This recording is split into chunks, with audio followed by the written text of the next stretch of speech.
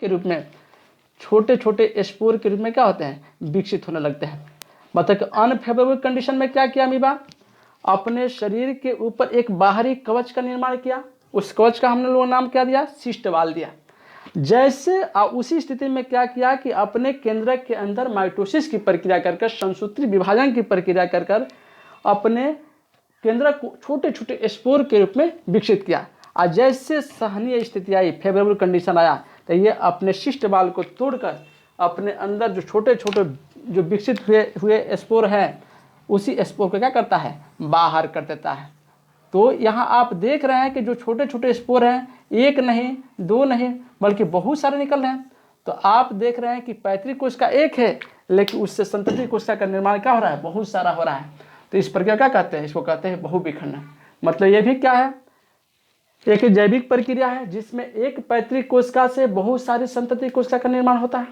ठीक, अब देखिए नीट का जो एग्जाम होता है, उस नीट के एग्जाम में पूछा था कोनिडिया।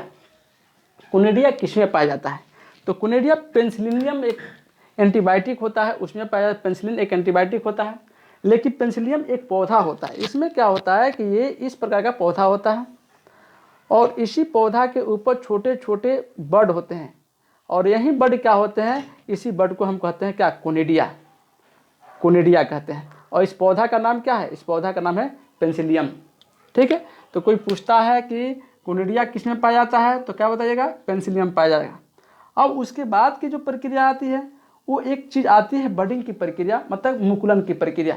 तो मुकुलन की प्रक्रिया में आप सभी जानते हैं कि एक पैतृक कोशिका होगी, और इस पैतृक कोशिका के शरीर से एक छोटा सा मुकुल निकलेगा, मतलब एक कली निकलेगा। और वो कली क्या करेगा, उस पैतृक कोशिका के शरीर से भोजन, प्रोटीन, विटामिन, न्यूट्रिएंट जितने आवश्यक की जो चीज़ें हैं उस सबको ग्रहण करेगा। ग्रहण करने के बाद क्या करेगा कि जैसे वो मैच्योर्ड हो जाएगा, परिपक्व हो जाएगा, तो पैतृक कोशिका के शरीर को छोड़ देगा नीचे जमीन पर आएगा। फिर जमीन से क्या नमी मिलेगी उसको, और फिर वह क्या पैतृक कोशिका के जैसे ही अपने को ढाल लेगा। तो इस प्रक्रिया क्या कहते हैं, इसको कहते हैं बडिंग।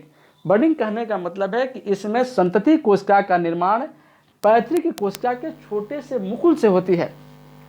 जैसे देखिए आप यहाँ आपका ये आपका हाइड्रा है,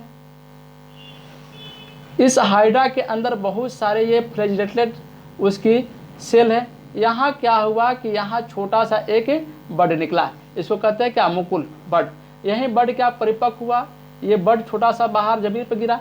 जमीन पर गिरने के बाद क्या, इसको नमी मिली और जो भी आवश्यक की जो चीज़ें थी जमीन से लिया। अब फिर क्या, पेरेंट सेल के जैसा, पैतृक कोशिका के जैसा अपने आप को बना लिया। तो आप क्या देख रहे हैं कि यहाँ जो संतति कोशिका का निर्माण हो रहा है, डॉटर सेल का जो निर्माण हो रहा है, वो पैतृक कोशिका किससे हो रहा है, एक छोटे से बड से हो रहा है। तो इस प्रक्रिया क्या कहते हैं, इस प्रक्रिया को कहते हैं बडिंग। ये बडिंग की जो प्रक्रियाएं होंगी, मुकुलन की जो प्रक्रियाएं होंगी, वो दो चीज़ों में होगी। एक तो पहला कि जीव में होगा, और दूसरा होगा क्या, दूसरा होगा पेड़ पौधों के अंदर। तो जब जीव के अंदर होगा तो उसका एग्जाम्पल हो जाता है हाइड्रा, और जब पेड़ पौधों के अंदर होगा तो उसका एग्जाम्पल हो जाएगा क्या, ईस्ट हो जाएगा। चलिए अब देखते हैं फ्रेगमेंटेशन एक प्रक्रिया आती है। फ्रेगमेंटेशन में क्या होता है कि यह भी क्या है, एक जैविक प्रक्रिया है जिसमें किसी संतति कोशिका का निर्माण पैतृक कोशिका के एक छोटे से फ्रेगमेंट, मतलब ये टुकड़ा हो गया, इस टुकड़ा से होगा। जैसे आप जब नदी में जाइएगा, समुद्र में जब जाइएगा, तो समुद्र के अंदर बहुत सारी मछलियाँ पाई जाती है। उसमें एक मछली होती है स्टार फिश। अब ये स्टार फिश क्या होती है कि जैसे पानी में तैरते तैरते किसी पत्थर से टकरा गई या किसी बड़े जीव से टकरा गई, तो उसके शरीर के एक छोटा सा पार्ट टूट जाएगा।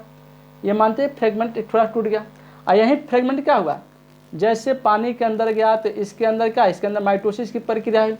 अब माइटोसिस की प्रक्रिया जैसे हुई तो इस छोटे से पार्ट से पुनः पैतृक कोशिका के जैसे एक नए स्टार फिश का फॉर्मेशन हो जाएगा। इसको क्या कहते हैं, तो इस प्रक्रिया क्या कहते हैं, इसको कहते हैं फ्रेगमेंटेशन। मतलब कि विखंडीकरण कहने का मतलब है कि संतति कोशिका का निर्माण पैतृक कोशिका के एक छोटे से फ्रेगमेंट से होती है, तो उस प्रक्रिया को कहते हैं क्या, विखंडीकरण। ये किसके किसके अंदर होगा भाई, ये आपका स्टार फिश के अंदर होगा। एक आपका आता है स्पाइरोगायरा। स्पाइरोगायरा में क्या होता है कि बहुत सारे शरीर के अंदर उसके पार्ट होते हैं। यदि उसके शरीर के पार्ट्स, एक छोटा सा पार्ट टूट कर जमीन पर गिर जाएगा, तो उस छोटे से पार्ट से क्या होगा कि पैतृक कोशिका के जैसे किसी नए संतति कोशिका का निर्माण हो जाएगा। मतलब कि कहने का मतलब है कि संतति कोशिका का निर्माण फ्रेगमेंटेशन में क्या होता है, पैतृक कोशिका के छोटे से टुकड़े से होता है। ये किसके किसके अंदर होगा, ये आपका होगा स्पाइरोगायरा के अंदर होगा और स्टारफिश के अंदर होगा। ये हो गया। अब जेमुल की बात आती है तो जेमुल क्या होता है, स्पंज में होता है। स्पंज आप लोग देखे हुएगा कि स्पंज इस प्रकार का होता है। अब यही इस प्रकार की प्रक्रियाएं होती है और छोटा छोटा इसमें पार्ट्स दिखाई पड़ता है।